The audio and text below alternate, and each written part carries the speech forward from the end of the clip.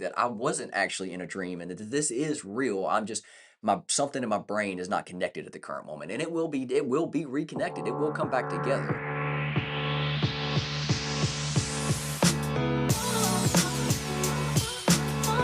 Hello, everybody. Welcome back to the Built Not Given show. I'm your host, Jake Strickland, and today I'm back.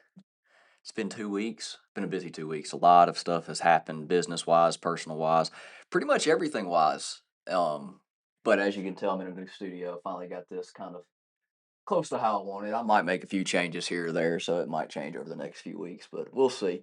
But for now, this is where we're at, and hopefully the audio is a little better. I don't know.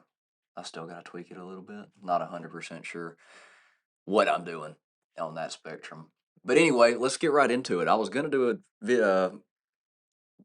episode, and then I decided I wasn't gonna do that one, and I was gonna come in hard hitting today. No, I'm not gonna yell at you. I'm actually just gonna be a little different. I've talked about it before, but it runs alongside of anxiety and stuff like that. But it's the dissociation, the derealization, and the depersonalization. You might be thinking to yourself, "Oh, I've never experienced any of that," but I guarantee you have. Maybe not the depersonalization or the derealization. That comes a little bit more in depth, but I guarantee you've dissociated. I mean, we've what driven under a stop sign or not stop sign, a red light, and think, "Oh, was that green when we went through? Was that red?" And yeah, that's dissociation. And I think there's a statistic like 95% of people will have some sort of dissociation state in their life. Um, Happens a lot more when you're younger, but I mean, as you get older too, you start to forget things. Things just run together. But anyway, needless to say, that's what I'm going to talk about today. Um, I'm going to start out with dissociation, so don't run away yet. I I went ahead and over the past couple weeks, I knew I was going to be doing this, and I went on a deep dive, went through Reddit and all these different places, and I pulled some different quotes from different people on their experience with dissociation. And I'm also going to share a little bit of mine. But number one, I feel disconnected from everything around me, or it feels like I'm on autopilot. Hours go by and I don't remember much of them, and I feel detached from what's going on. Or I can function, but I don't feel present. That's a big one. That's a big one for me. Is I can function, but I don't feel present. Like I'm in a room and I'm not really in that room, or I'm driving, I'm not actually driving. And like I said, hours go by, and you look back and think, "Wow, I don't even remember the past couple hours." But that happens for everybody. So it's not you're not crazy. It's not normal. I mean, it's a very normal thing. Everybody has it. Everybody goes through it. But it can be a little frustrating because again, hours go by, you don't realize you're doing it, and those times, I flash back into my childhood. I'm pretty sure I dissociated a lot of it because I have those core memories, but other than that, I don't really have too much. Now, my brother, on the other hand, he remembers everything. Pretty sure he remembers coming out of the womb, which if he does, I'm sure he's scarred because that's got to be a terrible sight. Um, I don't know why I said that, but anyway, dissociation is a thing everybody feels. It runs a lot along anxiety, and as I've talked about before, pretty much everybody has a form of anxiety. And I like to believe that I don't have much anxiety, but the truth is I do because the derealization, dissociation, depersonalization, that's my form. That's the form of anxiety I have. I don't have the panic attacks. I don't have the questioning in every decision. What I have is walking into a room or being in the middle of a conversation with somebody and realizing I, this isn't even me. It's like I'm watching this happen through some bird's eye view, like I'm inside, like I'm behind my eyes and I'm watching it happen. That's my form. And if that's your form, God, I feel sorry for you. And it sucks. But it does get better. It does get a little bit easier when you recognize that that's what it is. Um, but derealization, we'll go over that now. It feels like I'm having a dream. Everything looks fake. The world feels two dimensional. That's a lot of that's what I do deal with a lot of the times is like I said, I'm in that room and I'm having these conversations with these people and it doesn't feel like I'm actually real. I'll flash back to a time I had a client. I went to their funeral, not their funeral, but a funeral with them. They asked me to go, so I did. And as I was walking through that room, I realized that this didn't feel real. And I wasn't taller than anybody. I'm not a very tall guy. I'm like 5'9", 5'10", and I tell people that way they don't think I'm 6 foot. The truth is, I don't even know how tall I am. But that's like the closest time, like one of the more major times that I've dealt with that is I was walking through that viewing room and there's all these different people and I felt like I was 10 feet tall and not in a good way. It's like I was looking down on myself watching me walk through this room. And I don't know why I did that. I don't know what the, I'm sure there's some sort of something that does that. I just didn't dive deep into it. That's just my experience. That was one of my experiences with it. But occasionally the world could feel like a movie set. You're like you're trapped in a video game. The world looks normal, but it doesn't feel normal. That's another thing. I hope some of this. I hope it doesn't. I hope this is like a foreign. I hope I'm speaking a foreign language to you. But if I'm not, I do feel sorry. But it's normal, and you're not crazy. Is something a lot of people go through. Depersonalization. In my opinion, this is one of the more major ones. This is the one that people, when you deal with that, it can really truly affect you. Um, I don't feel like myself. I feel disconnected from my own body. My voice doesn't sound like mine. I know that's me in the mirror, but it doesn't feel like me. It's like I'm controlling my body from a distance. If you've never felt that, good. It's an eerie feeling when you don't feel like you're yourself.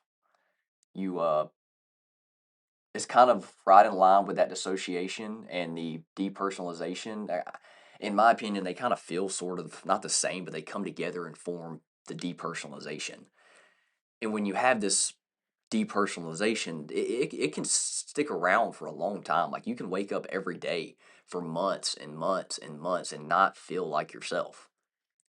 You can wake up and go brush your teeth, and it feels like you're brushing a stranger's teeth. You don't even know how you're operating your hand. It's just like your subconscious mind is doing it, and nothing feels real. Nothing feels like it's you. That's a form of anxiety, and that's one of the forms of anxiety that I have dealt with. Some of the fears that people, some of the fears is also something that I looked at, and fears that people are like, "Whoa, what's going on?" Some of those were, "Am I crazy? What if I'm stuck like this forever? What if I'm alone? What if nobody else feels this?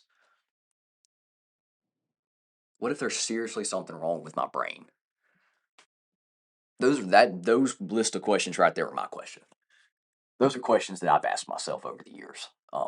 When I've dealt with these things, I've asked them all. Sometimes I'm like, I don't think that this is normal. I know that if there's somebody else out there that's dealing with this, I don't know where they're at, and I don't think that's real. I think I'm the only one in the world that's going through this, and that's the trap because you know it's not. You know it's not just you. You know if you feel something 9 times out of 10, there is somebody actively feeling that. And we know that because people, it's way easier to look on social media and feel that now. But no, during the time that I was like truly, truly struggling with it, it was the middle school era. And that was, I don't even know how old whatever age I was. And I didn't have the thought to go on social media or do these different things, talk to these different people. I didn't have the thought to do that, so it wasn't. It was more or less like I was going through it alone, but I wasn't. I had a counselor, like I've mentioned before. He's the reason behind all the owls. I don't know if I have any up here. Um, but I got an owl tattoo on my chest. That was for him. He passed away during COVID, and he helped me a lot through that because he helped me realize what it was. He helped me realize that I'm not crazy, that this is a normal thing. And I'm very grateful that I had somebody in my life that knew that, has very experienced with that.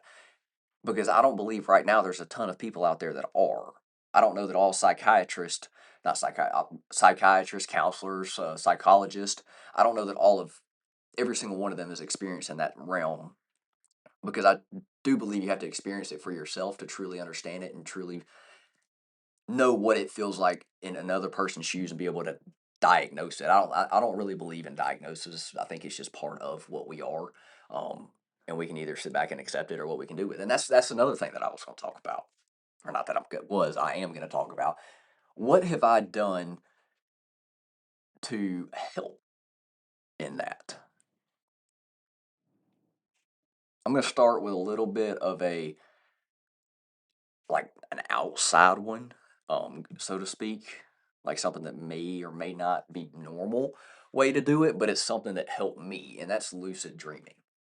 If you're not familiar with what lucid dreaming is, it's basically you are aware that you're in that dream state and you're makeshift, not even makeshift, and you're just aware that you're in a dream state. And the longer you do it, the easier it gets to stay in that dream and make that dream what you want it to be, all those different things. And doing that helped me become comfortable in that bird's eye view that I would occasionally just get sucked into.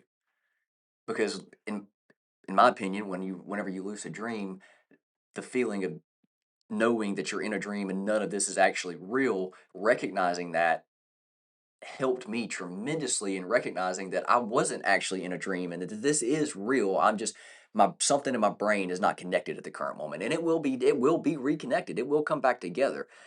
That helped me tremendously. Now it didn't solve the problem because I still have it. I mean, it's still something I deal with occasionally, but it's not a thing anymore.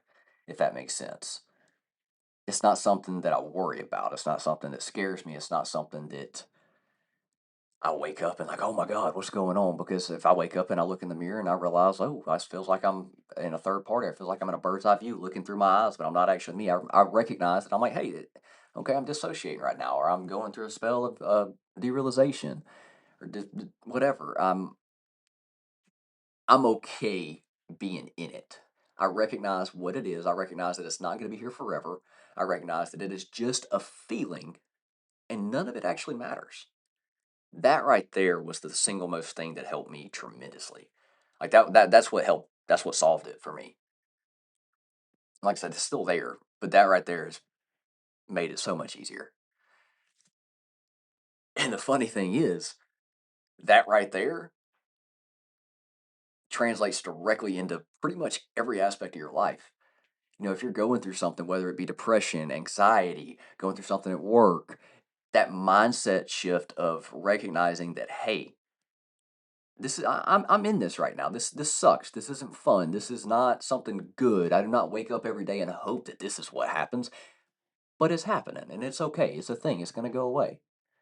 But that's not to say that you shouldn't actively try to get out of it. If you're in a spell of depression, maybe try going to the gym, get your food right, starting eating right. Anxiety.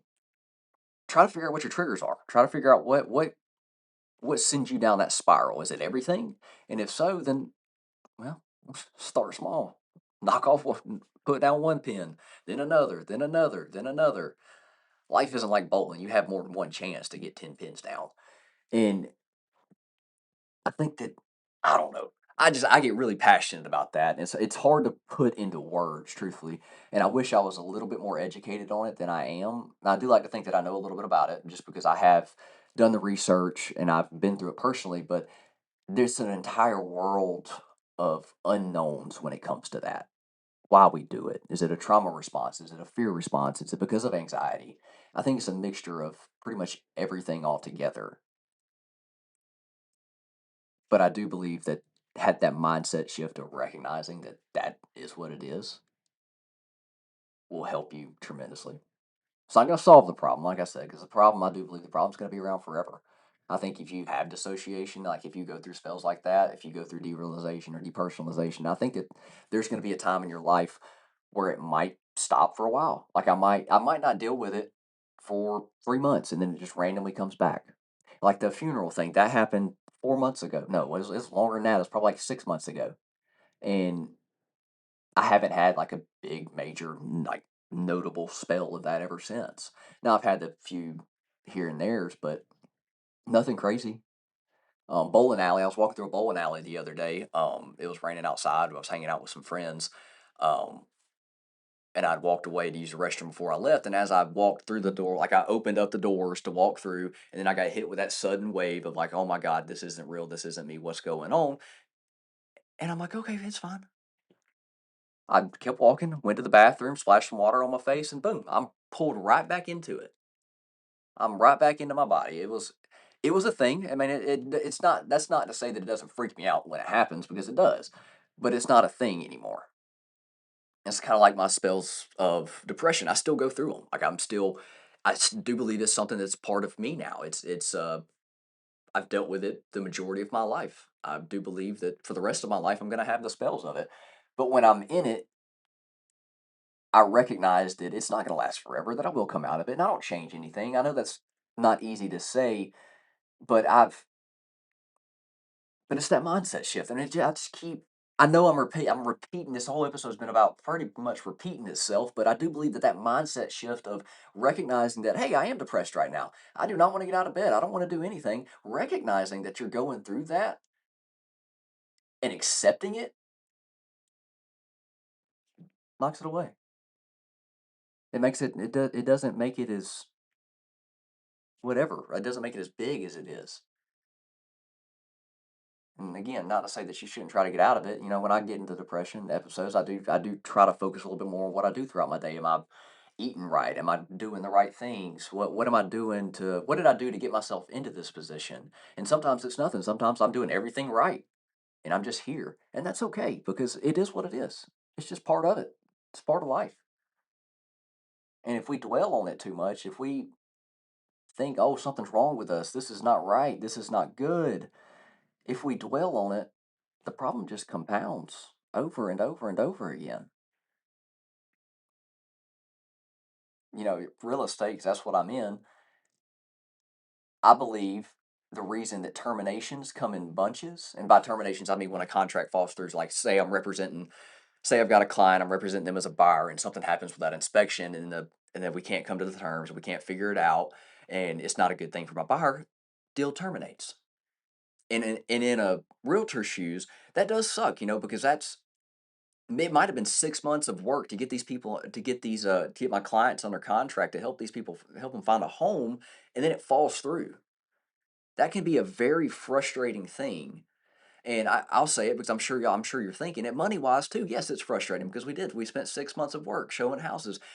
Truth be told, we might have done more than what we're going to get paid, but that's the job. That's part of it.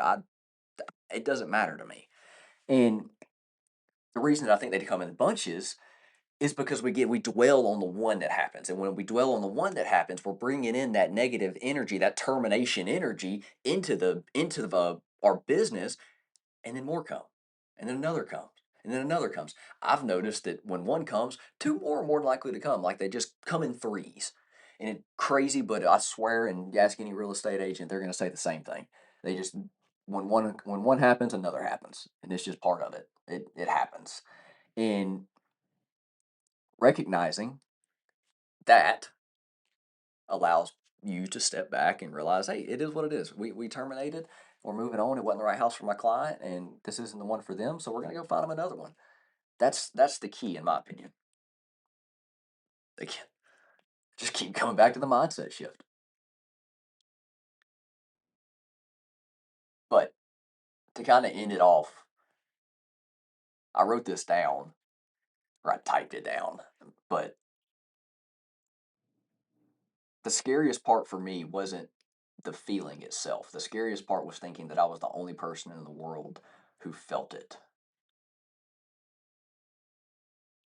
And I think it's important to recognize that you're not. And that's with any area. Whether you're struggling in business, whether you're struggling at work, whether you're struggling with your anxiety, whatever you're struggling with, somebody else is too. And it happens. And it is what it is. It's just part of it. But I think that's the beauty of life is there is struggles, but there's also the good times. There's the mindset shifts and then recognizing that you made that mindset shift and recognizing that this is never going to be a problem for you again for the rest of your life. This is never going to be an issue. Depression's always going to be in my life, but it's never going to be a problem because I recognize that it's part of me, and that's okay. And when it comes, I address it and I figure it out. And when the derealization or the depersonalization comes, I address it, accept it, and figure it out. Just move forward. There's a movie. No, what? It's not a movie. God, I can't remember where I heard it. I think it was actually at a conference in Vegas for Remax. Um, but it was a guy. He was struggling. He didn't think he could run a little. He didn't think he could run. He was in this race and he didn't think he could make it. He didn't think he could do it. And the person that was there helping him said, "Can you take one more step? Can you take a step?" And he said, "Yeah, okay, let's take a step. Can you take another one?" "Yeah, okay." So he took another one, and then he repeated that until the end of the race. And when he got to the finish line, it just a self realization moment of if you can take one step, take that step. Just one step at a time, foot over foot. And if you have to, act like you're doing the whole little DUI walk thing and like go toe to toe. I hope you don't like. I hope you're good at it. But if you're not, then go ahead and like get a card from a doctor or something. That way, when if you ever, hopefully you don't get tested for DUI, then you can whatchamacallit, show them that card and be like, hey, I don't have any balance. Oh crap, forgot. See, that's what I'm saying. I don't have any script for this episode, so I'm just all over the place. But in my research throughout the years, and this was probably about a year and a half ago, I was uh I was smoking every day weed, and it wasn't like it was a all day thing. It was just at night. Every night I got home, I'd finish what I needed to do, and then I would get in bed and I would hit the little dab pen and try to fall asleep. That was like my I couldn't sleep during the time. That was like my crutch. So, no, not a crutch. It was just something I did to help me sleep better. And during that time, every single day, I was dealing with the depersonalization, the derealization, the dissociation for like months at a time. And it took me way too longer than it should have. But I recognized that smoking brought out whatever thing in the brain that's not connected, or whatever it is that causes it, that the smoking 10 times it, made it 10 times worse. For me, at least. Now, there are cases where smoking helps. But for me, in my case, it just made it 10 times worse. So now I can't smoke. It's kind of frustrating. Not really. I don't, whatever. Um, anyway, that was like my last point. I think I might think of something. And if I do, I might save it for next week. Who knows? Anyway, give me your thoughts on live stream. Think about live streaming it. I might start doing that. I'm not 100% sure yet. That was just a idea that popped into my head today. But yeah, y'all let me know. Have a good week.